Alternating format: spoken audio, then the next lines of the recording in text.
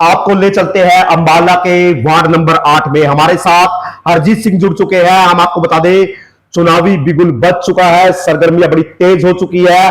अब ताज किसके सर पर पहनने को देखने को मिलता है, वो हम आपको 10 तारीख के बाद ही दिखाएंगे। लेकिन हमारे साथ वार्ड नंबर 8 से गुंजीत कौर के प्रतिनिधि हरजीत सिंह जुड़ चुके हैं, जो एक समाज सेवी भी हैं। और सुबह से जब हमने देखा 6:30 बजे से लोगों के बीच थे और जनता जनार्दन से मिलते हुए नजर आ रहे थे।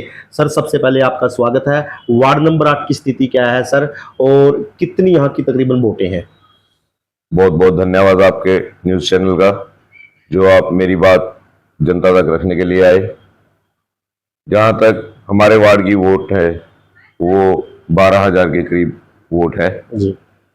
और समस्याओं के अगर देखा जाए तो समस्याओं को तो ना हमारे पूर्व पार्षद मीना ढींगरा जी ने कभी देखा है, ना ही कभी समझा है।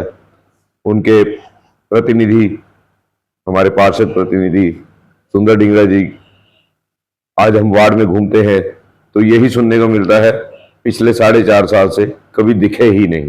वो डिप्टी मेयर भी रहे हुए हैं सर। वो डिप्टी मेयर पम्मी मोखा जी हमारे एमसी हुआ करते थे, कुलदीप सिंह गुल्लू जी हमारे एमसी हुआ करते थे, बिट्टू चावला जी हमारे एमसी हुआ करते थे।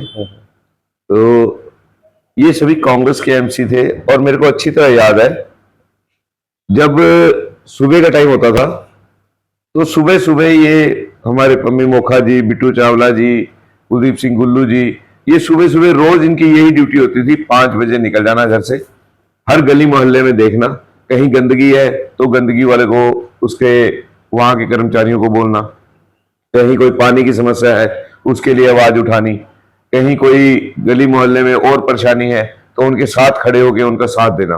तो मैं नहीं समझता भी हमारे प्रतिनिधि ने या हमारे जो एमसी रहे हैं मीना ढींगरा जी, उन्होंने कभी आकर ऐसा देखा भी हो, कभी सोचा भी हो इसके बारे में। देखना तो दूर की बात है, कभी सोचा भी हो। बेटी बचाओ बेटी पढ़ाओ की बात होती है, अंबाला में बेटियों की स्थिति कैसे, और क्राइम ग्राफ के बारे में आप क्या कहना चाहेंगे?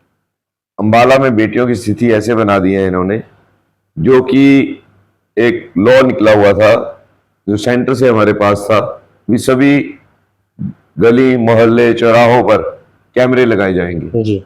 ताकि हर तरह से हमारी बहू बेटी बहन का बचाव हो सके, किसी तरह की उन पर आंच ना आए। क्या इन्होंने इस बारे में कभी कोई स्टेप उठाया? मैं इनसे भी पूछना चाहूंगा। जी। कभी भी इन्होंने इस बारे में कभी सोचा है? जी। ऐसा कभी हुआ ही नहीं कि इन्होंने कभी इस बारे में सोचा हो। हाँ, एक बेटी हमारे साथ है जिसका इन्होंने तलाक तक करवाने की नौबत ला दी, जबकि एक जो एमसी बनता है वो एक सरमाएदार होता है, पूरे वार्ड की जो समस्याओं का हल उसके सिर के ऊपर होता है, पूरे वार्ड उसका अपना परिवार होता है, उसको बचाना, उसको हर तरह से रख रखाव करना उस व्यक्ति के हाथ में होता है। सर, अगर बात की जाए ट्रिपल इंजन की सरकार, ये कहते हैं कि ट्रिपल इंजन की सरकार चाहिए, भ्रष्टाचार